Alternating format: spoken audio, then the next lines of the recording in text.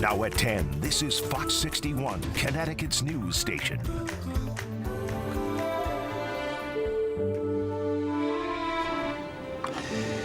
The world is remembering Pope Francis tonight. The pontiff died this morning at the age of 88. He was known for his charm, his humble nature, and his concern for the poor. Pope Francis died around 4 in the morning Eastern Time, and now tributes and condolences are pouring in from around the world.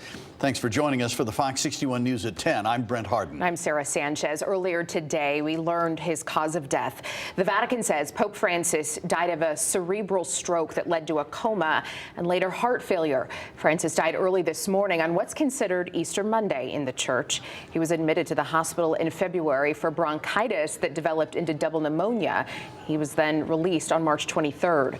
Francis was the first pope from the Americas, and as a Jesuit, his papacy focused on social justice, and he aimed to make the Catholic Church more inclusive.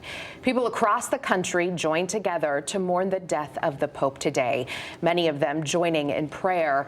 And today, President Trump signed an executive order to put all U.S. flags at half-mast in honor of Pope Francis. They'll be flown at half-mast until the Pope's burial. Pope Francis chose to be buried where his favorite icon of the Virgin Mary is located, at Rome's St. Mary Major Basilica. In November of last year, he approved new papal funeral rites, which would allow him to be buried outside of the Vatican and would use a simple wooden coffin instead of the traditional 3 coffins.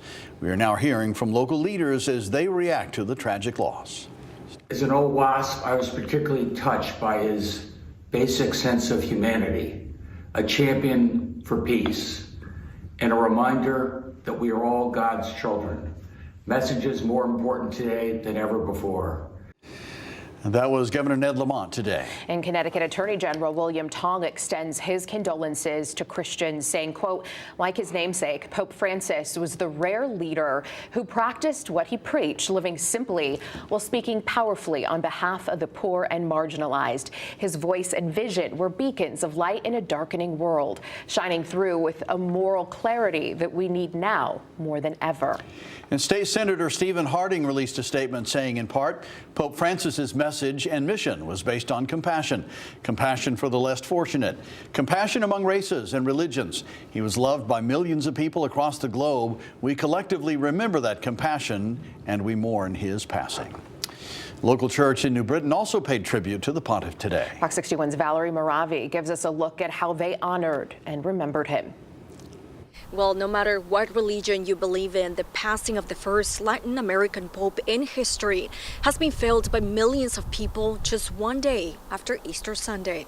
Jesus. Holy Mary. A moment of prayer for the eternal rest of Pope Francis. I always thought the Pope was going to get better. I was like, I didn't expect the Pope to die today. Dozens of people joined the rosary at the St. Francis Catholic Church in New Britain to honor their faith. Julia Kotowicz says one of her most memorable experiences was to meet the Pope while on a trip to Rome on April of 2022. Everyone's shouting like, "Viva, viva!" like long live the Pope, and like so excited and joyful to be able to spend Holy Week with him and start Holy Week with him Palm Sunday. Reverend Michael Casey says the passing of Pope Francis has felt deeply within the community. Obviously, the passing of the Holy Father was very unexpected and it was shocking. But for Catholics, the death of the Pope is a family affair. We call him Pope, which comes from the name Papa, right? He's our Papa. And so it's more than just a cultural event. It's a family affair. It's the passing of a loved one. Pope Francis last appeared in his wheelchair on Easter Sunday to bless tens of thousands of people in St. Peter's Square. Before that, he spent several weeks in the hospital with pneumonia. Cardinal Kevin Farrelly officially announced the passing of the Pope on Easter Monday. He says the pontiff died from a stroke and heart failure. He was 88 years old. The entire time I've been a priest, he was elected just 2 months before I was ordained a priest. And so much of the way that I just act and interact as a priest has been shaped by his example and model. Pope Francis, or Papa Francisco, was born Jorge Mario Bergoglio in Buenos Aires, Argentina, to Italian immigrant parents. And he was the first Latin American to serve as the 266th Pope. Pope Francis led the Catholic Church for more than 12 years. Father Casey says there are many more lessons we will continue to learn for more years to come. And Pope Francis did that in an incredible way, trying to teach peace, but first trying to model peace. He taught what he lived, and it's his life that was a model and an example in those ways. Father Casey says the legacy of Pope Francis will continue to promote and inspire peace, not only among our own communities, but within the political and religious groups. In New Britain, Valerie Moravi, Fox 61. So what's next for the church? Well, there are 252 cardinals. Only those younger than 80 can vote in the conclave. That leaves 137 electors as of March 1st. Eligible cardinals gather at the Sistine Chapel and take an oath of secrecy. The entire process is done by secret ballot. There can be up to 4 rounds of balloting a day, and after each vote, the names are read aloud. A 2/3 majority is needed for a pope to be elected. The paper ballots are burned, so if black smoke is seen, no decision has been made. If the smoke is white, a new pope has been elected. There have been 8 popes over the last century. Pope Francis was elected in 2013 to succeed Benedict XVI. He was the first pope to resign in more than 600 years.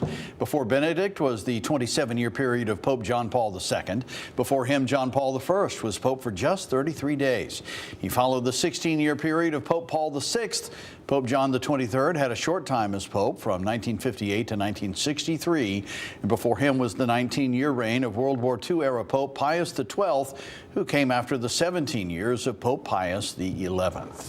If you want to hear more about the Pope's life, you can watch our special coverage of the Pontiff's life as well as his visits to the United States. They're on the Fox 61 Plus streaming app. You can download the app from Roku, Amazon Fire Stick, or Apple TV by searching Fox 61. All right, time for a look at the weather now. Had a pretty decent weekend, I think. Had a really great day today. I'm sorry, not today. Yesterday. It's hard to keep yesterday, that's right.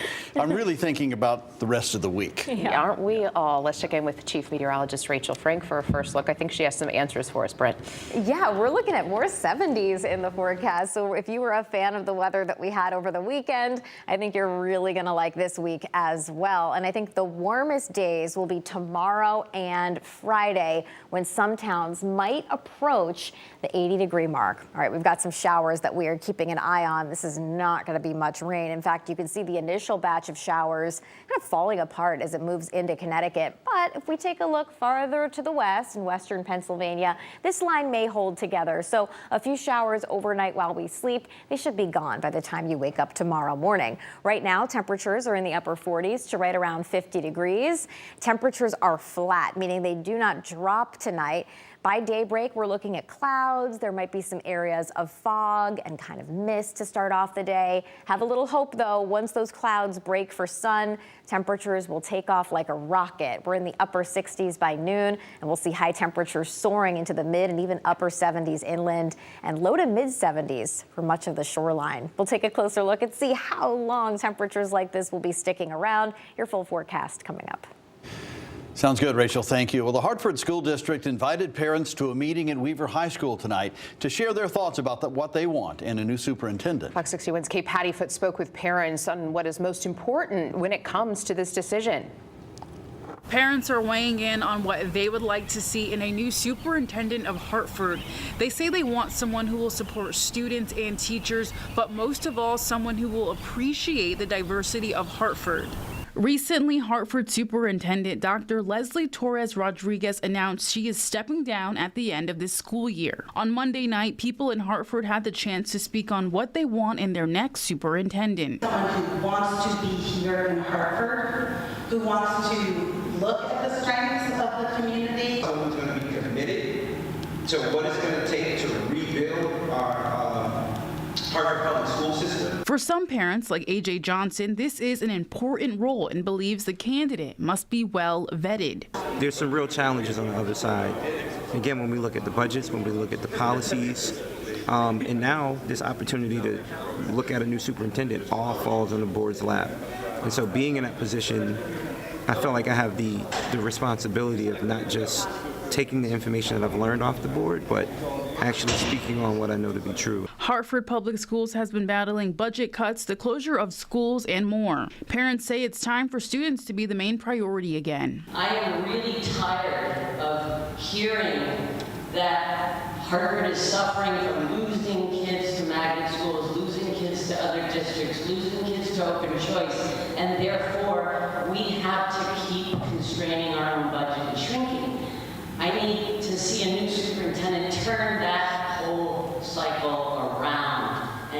Teachers want to see the new superintendent diversify the teaching staff. It's important that children see teachers who look like them because you can't be what you can't see.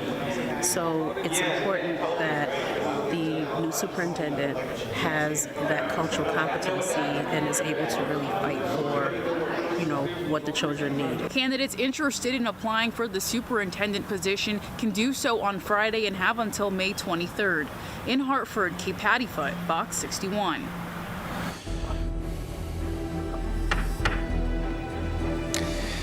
Michelle Traonus appeared in court today, and we have learned her case was continued to June. Her new legal team is trying to get her contempt charge dismissed, but no ruling was made today. She is currently serving a 14.5-year prison sentence for her conviction on charges related to the disappearance and presumed death of Jennifer Dulos. The contempt charge stems from an accusation that Traonus displayed a court-sealed child custody document on her laptop during that first trial. Newington police say evidence at the scene of a deadly three-car crash does not appear to show the surviving victim was at fault. Police say the vehicles involved were not stolen nor driven without owner's permission. The investigation will take several weeks, even months. Meanwhile, people are mourning the lives lost tonight. One of them was a high school senior, 17-year-old Gabriella Defoe. Her mother, Florinda Tenio, and Jeanette Tenio were killed. The name of the fourth victim was released this morning. Her name, Maritza Smith. A fifth person involved in the crash was hurt but is expected to be okay.